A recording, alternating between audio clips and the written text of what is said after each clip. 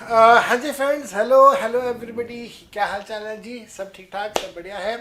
Exams बहुत पास आ चुके हैं दिसंबर वाले, और जो स्टूडेंट्स अपने मई 22 की प्रिपरेशंस कर रहे हैं, आपके पास तो भी 5-6 महीने का टाइम है। मेरे पास आजकल जो मई 22 के स्टूडेंट्स हैं, उनका एक बहुत कॉमन सा क्वेश्चन आता है कि सर, सब्जेक्ट तो अभी स्टार्ट हुआ है टैक्स का, इसको याद कैसे करें। तो आज हम लोग इसी पॉइंट पर चर्चा करेंगे कि सब्जेक्ट को याद कैसे किया जाए, और सिर्फ टैक्स नहीं, सारे सब्जेक्ट्स के बारे में हम लोग बात करेंगे कि इन सब्जेक्ट्स को याद कैसे रखा जाए। हमारा जो एजुकेशन सिस्टम है उससे रिलेटेड कुछ बात करेंगे। और ध्यान रखिएगा, आज हम लोग किसी टॉपिक के ऊपर बात, कोई पढ़ाई से रिलेटेड हम लोग कोई बात नहीं करने वाले। लेकिन एक छोटा सा अनाउंसमेंट पहले अनअकैडमी के बिहाफ पे मैं आपके लिए कर देता हूं। आप मेरे राइट हैंड साइड पे देख पा रहे हैं, एक पोस्टर है। कल 14 तारीख को अनअकैडमी की कॉम्बैट की सीरीज है, और इस कॉम्बैट सीरीज में फाउंडेशन का कॉम्बैट होगा। फाउंडेशन के क्वेश्चंस आपसे पूछे जाएंगे। सीए फाउंडेशन की बात कर रहा हूं मैं। 40 क्वेश्चंस होंगे जो आपको 1 घंटे के अंदर, 60 मिनट के अंदर आंसर करने होंगे। ऑल ओवर इंडिया जितने भी स्टूडेंट्स अपीयर करेंगे इस टेस्ट के अंदर, जो कि 100% फ्री ऑफ कॉस्ट है, उन सबका एक मेरिट बनाया जाएगा। एक प्रॉपर उनका ऑल इंडिया मेरिट बनेगा, और जो टॉप 3 रैंक होल्डर्स होंगे उनको अनअकैडमी की तरफ से 100% स्कॉलरशिप दिया जाएगा। इन द टर्म्स की उनको एक प्लस सब्सक्रिप्शन ऑफर किया जाएगा, और उस प्लस सब्सक्रिप्शन का 1 साल का जो प्लस सब्सक्रिप्शन है, उसका जो भी पैसा होगा उनसे कोई पैसा चार्ज नहीं किया जाएगा। That will be awarded as a scholarship. इसी प्रकार से जिनका रैंक 4 से लेकर 10 नंबर तक आता है, उनको 75% स्कॉलरशिप दिया जाता है, एंड सो ऑन करते करते टोटल 100 स्टूडेंट्स को स्कॉलरशिप ऑफर किया जा रहा है। ये जो कॉम्बैट की सीरीज है, ये कल, दैट इज संडे को, 14 तारीख को ये ऑर्गेनाइज होगा। इसके लिए आपको सिंपल सा एक काम करना है कि कॉम्बैट का टेस्ट देने के लिए मेरा कोड CA जोहर आपने इस्तेमाल करना है। राइट हैंड साइड पे आप देख पा रहे हैं, आपको CA जोहर का कोड दिखाई दे रहा है। अब ये CA जोहर कोड यूज करके अपना कॉम्बैट का टेस्ट दीजिए। 1 घंटे का टेस्ट है, 40 क्वेश्चन होंगे MCQ के, 4 सब्जेक्ट्स के 10-10 क्वेश्चन आपसे पूछे जाएंगे। उम्मीद करूंगा आप लोग इस कॉम्बैट सीरीज को अच्छे से अटेम्प्ट करेंगे। I wish you best of luck. और अब आज की बात, मेरे बेटा, हमारा जो एजुकेशन सिस्टम है, उस एजुकेशन सिस्टम में लिखने के ऊपर बहुत ज़्यादा जोर डाला गया है। अगर आप रिकॉल करें, 10th का जो बोर्ड एग्जामिनेशन है, उसके बाद जो 12th का बोर्ड एग्जामिनेशन है, वहाँ पे भी लिखने के ऊपर बहुत ज़्यादा फोकस है। आपको 3 घंटे में 100 नंबर का पेपर लिख के आना है। इसी प्रकार से फाउंडेशन में भी है, CA फाउंडेशन की बात कर रहा हूँ मैं, और इसी प्रकार से CA इंटरमीडिएट में भी है। CA इंटरमीडिएट में मेरा सब्जेक्ट आता है टैक्स का। टैक्स पर 30 मार्क्स के तो मल्टीपल चॉइस क्वेश्चंस आते हैं, जहां पे आपने कुछ लिखना नहीं है, लेकिन बाकी 70 मार्क्स का पेपर तो आपका सब्जेक्टिव पेपर है, जहां पे आपने लिख के आना है। अब प्रॉब्लम ये है हम सबके साथ कि हम लोग लिखने की प्रैक्टिस नहीं करते। हम सब ने अपने दिसंबर एग्जाम में, मई एग्जाम में लिखना है, 3-3 घंटे लिखना है, लेकिन हम लोग लिखने की प्रैक्टिस बिल्कुल नहीं करते। मैं आपको अपना एक बड़ा सिंपल सा किस्सा बताता हूँ, और ऐसा मैं आपको 2 एग्जांपल्स यहाँ पे दूंगा, एक अपना दूंगा, एक और दूंगा मैं आपको।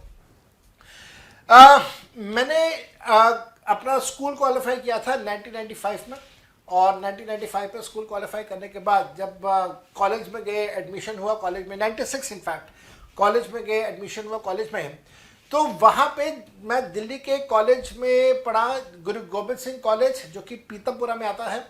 और वहाँ पे कंपल्सरली मेरे को कहा गया कि साहब, जब लैंग्वेज चूज़ करनी होगी तो आप लैंग्वेज पंजाबी चूज़ करेंगे। तो मैंने भी कहा कोई बात नहीं, ये शर्त तो मंजूर है कि मैं लैंग्वेज पंजाबी चूज़ करूँगा, कंपल्सरली आपने मेरे ऊपर डाल दिया, और मेरे को कोई एतराज़ नहीं है। क्यों नहीं था? उसके पीछे कारण है, Punjabi being a mother tongue, मैं हमेशा पंजाबी में कंफर्टेबल रहा, बोलने में, लिखने में, पढ़ने में, एंड सो ऑन। लेकिन लिखने की अगर मैं बात करूँ तो हुआ क्या कि मैंने 10th क्लास तक पंजाबी लैंग्वेज को पढ़ा है। उसके बाद 11th 12th में मेरे पास पंजाबी लैंग्वेज नहीं थी। कॉलेज में गए तो कॉलेज में पंजाबी लैंग्वेज का जो पेपर था वो आया था 3rd ईयर में। तो 10th में लास्ट टाइम पंजाबी हमने लिखी अपने हाथ से पेपर में, फिर 11th 12th first year, second year, third year का भी एंड, तो 5 साल तक मैंने पंजाबी कभी लिखी नहीं। और मैं भी ये सोचता था यार, मेरी मदर टंग है, अच्छे से बोल लेता हूँ, अच्छे से पढ़ लेता हूँ, तो लिखने में क्या, लिख भी लूंगा। जब थर्ड ईयर में, लास्ट थर्ड ईयर के एंड में जब मेन पेपर हुआ, क्वेश्चन पेपर सामने आया, तो क्वेश्चन पेपर देख के मन खुश हो गया, अरे वाह सब कुछ आता है, मैं सब कुछ बढ़िया से लिखूंगा और बड़े अच्छे नंबर स्कोर करूंगा। लेकिन जब मैं वो लिखने लगा तो मेरा वो फ्लो ही नहीं बना। क्यों नहीं बना फ्लो? क्योंकि 5 साल तक मैंने लिखा ही नहीं था। और जब मैं 5 साल तक एक सब्जेक्ट लिख ही नहीं रहा, एक भाषा प्रॉपर तरीके से मैं लिख ही नहीं रहा और सीधा एग्जामिनेशन हॉल में लिखने का विचार बनाया, तो वो नहीं हो पाया। और सिर्फ मेरे से नहीं, मेरे जैसे बहुतों ने ये प्रॉब्लम फेस करी। यही प्रॉब्लम हम सारे स्टूडेंट्स फेस करते हैं जब हम लोग लिखने की प्रैक्टिस नहीं करते। हमारा एग्जाम होगा दिसंबर 21 में या फिर मई 22 में, वहां पे हमने 3 घंटे लिख के आना है और लिखने की प्रैक्टिस नहीं करते। मेरा जो थर्ड ईयर था कॉलेज का, उसके अंदर मेरा परसेंटेज सिर्फ पंजाबी के पेपर की वजह से खराब हो गया, अदरवाइज मेरा परसेंटेज बहुत अच्छा बन रहा था। I was among one of the brilliant students and the top students of the college, but only because of the language of Punjabi, only because of paper of Punjabi, I just could not perform that well, जो कि मेरे से expect किया जा रहा था। तो मैं तो भुगत चुका हूँ और तब मेरे को ये रियलाइज हो गया कि लिखना बहुत इंपॉर्टेंट है। लिखने से आपका फ्लो बनता है, लिखने से आपकी 4 आर्म की ये मसल स्ट्रांग हो जाती है। 3 घंटे लिखना बहुत बड़ी बात होता है और ये गलतियां आप भी करते हैं। एक और आपको मैं बात बताता हूँ, यहाँ पे प्रैक्टिस की एक और बात बताता हूँ। 2011 cricket world cup, Sachin Tendulkar उसके अंदर एक बहुत लीडिंग प्लेयर था और इंडिया का सेमीफाइनल मैच था पाकिस्तान के साथ मोहाली में। और जिस दिन मैच था उससे पहले 1-2 दिन पहले सचिन तेंदुलकर क्रिकेट नेट्स के अंदर अपनी प्रैक्टिस कर रहा था और न्यूज़ के अंदर बताया, प्रॉपर न्यूज़ आई उसके ऊपर कि सचिन तेंदुलकर ने अपने बॉलर्स को, इंडिया के बॉलर्स को कहा कि मैं बिल्कुल वैसे प्रैक्टिस करना चाहता हूं जैसा पाकिस्तान के बॉलर्स मेरे को बॉलिंग करेंगे मैच के अंदर। और उसके लिए सचिन तेंदुलकर ने क्या किया कि क्रिकेट पिच के ऊपर एक बहुत बड़ा मार्बल का पत्थर रखा और बॉलर्स को कहा कि आप टेनिस की बॉल के साथ उस पत्थर के ऊपर बाउंस करके बॉलिंग करवाए। सचिन तेंदुलकर प्रैक्टिस कर रहा था मैच के लिए, मेन मैच के लिए, सेमीफाइनल मैच के लिए प्रैक्टिस कर रहा था और वैसी सिचुएशन जैसे पाकिस्तान बॉलर ऊंची उठी हुई गेंद, तेज गेंद करते हैं, बिल्कुल वैसी आर्टिफिशियल सिचुएशन क्रिएट करके सचिन तेंदुलकर प्रैक्टिस कर रहा था। जब मेरे को ये पता चला, मैंने देखा, न्यूज़ में देखा, तो मैं बड़ा हैरान रहा। मैं कहा यार, सचिन तेंदुलकर जिसको लोग कहते हैं गॉड ऑफ क्रिकेट, और वो जिसको इतना एक्सपीरियंस है, 15-20 साल का खेलने का एक्सपीरियंस है, वो मैच में जाने से पहले उस मैच की एक्सपेक्टेड सिचुएशन को ध्यान में रखते हुए प्रैक्टिस कर रहा है। और हम लोग क्या करते हैं? हमने एग्जाम के अंदर 3 घंटे लिखना है लेकिन लिखने की प्रैक्टिस ही नहीं करते। हमने एग्जाम के अंदर कैलकुलेटर यूज करना है, प्रैक्टिस ही नहीं करते। हम चाहते तो हैं सचिन तेंदुलकर जैसे बढ़िया जबरदस्त रिजल्ट्स हमारे हो, लेकिन सचिन तेंदुलकर जैसी मेहनत हम लोग नहीं करते।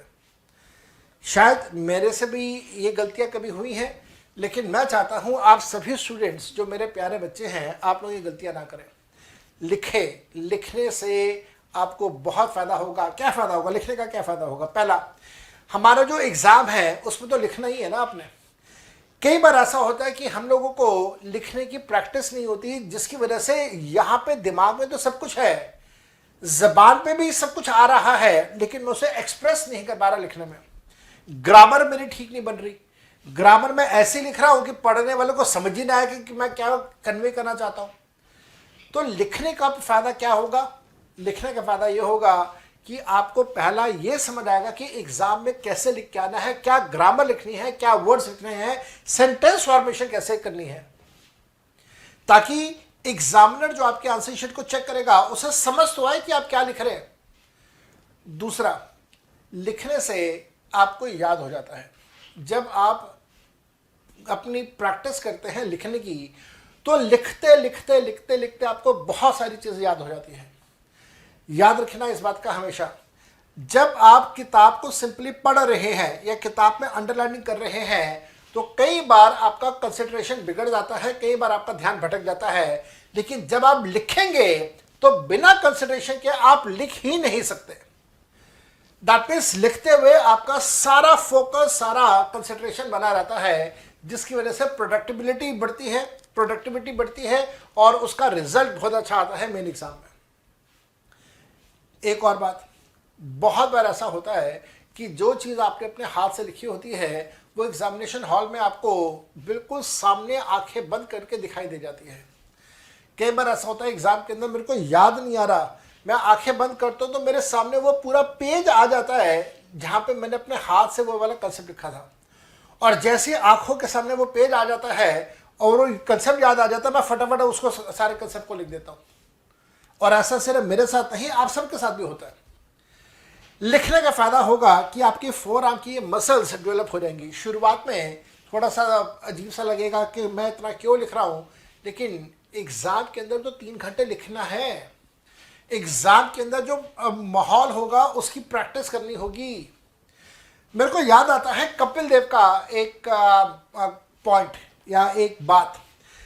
कपिल देव साहब जो हमारे देश के बड़े अच्छे फास्ट बॉलर हुए, उन्होंने ये कहा, या बाकी जो क्रिकेट फर्टिलिटी के लोग हैं वो कहते हैं कि कपिल देव अपने मैचेस के अंदर जब वो क्रिकेट मैच प्रॉपर खेल रहे होते थे उस समय वो नो बॉल बहुत कम करते थे। बिल्कुल ऐसा होता था कि वो नो बॉल करते ही नहीं थे। तो उनकी प्रैक्टिस थी। He used to make it sure कि जब वो नेट्स के अंदर प्रैक्टिस कर रहे हैं उस समय में वो नो बॉल ना करें। तो बात समझिए कि जैसा एक प्लेयर नेट्स के अंदर प्रैक्टिस कर रहा है वैसे ही वो मेन मैच में जाके परफॉर्म करता है, और ऐसा ही आपके साथ भी है, मेरे साथ भी है। अगर हम लोग घर पे बैठ के लिखने की प्रैक्टिस कर रहे हैं, क्लासेस के अंदर लिखने की प्रैक्टिस कर रहे हैं, तो डेफिनेटली मेन एग्जामिनेशन हॉल के अंदर जाके भी हम लोग आराम से लिख पाएंगे, और लिखने पे ही तो नंबर मिलेंगे। लिखने से राइटिंग भी इंप्रूव होती है, लिखने से स्पेलिंग इंप्रूव होते हैं, लिखने से ग्रामर इंप्रूव होती है, जो अल्टीमेटली बहुत बहुत बहुत बेनिफिट आप सबको देगी। तो मेरा सुझाव आप सभी स्टूडेंट्स के लिए कि आप जितना ज़्यादा लिख सकते हैं उतना ज़्यादा लिखिए। अगर आप मेरे सब्जेक्ट्स को ज्वाइन करते हैं, मेरे को अनअकैडमी पे ज्वाइन करते हैं, प्लस सब्सक्रिप्शन लेते हैं, तो आपको पता चलेगा कि मैं अनअकैडमी पे और अदरवाइज अपनी वीडियो क्लासेस में भी मैं सब कुछ लिखवाता हूँ। मैं खुद भी लिखता हूँ और मैं स्टूडेंट्स को कहता हूँ आप भी साथ साथ में लिखिए। जितनी स्टूडेंट मेहनत करता है लगभग उतनी ही मेहनत, रादर बराबर की मेहनत मैं भी करता हूँ। आपको ये फ़ायदा होगा, आप कोशिश कीजिएगा, इस पॉइंट के ऊपर विचार करिएगा। जितना ज़्यादा लिखेंगे उतना अच्छा रहेगा, खासतौर पे थ्योरी के सब्जेक्ट्स, लॉ का सब्जेक्ट, ऑडिट का सब्जेक्ट, टैक्स में जहाँ पे थ्योरी आती है। टैक्स का सब्जेक्ट ऐसा है जहाँ पे वो थ्योरी प्रैक्टिकल मिक्स है। थ्योरी करोगे तो प्रैक्टिकल कर पाओगे, तो वहाँ पे आपको लिखना, हर चीज़ को लिखना बहुत ज़रूरी है। कैलकुलेशंस करना, अपने हाथ से कैलकुलेशन करना कैलकुलेटर के ऊपर बहुत ज़रूरी है। पेन से लिखना बहुत ज़रूरी है।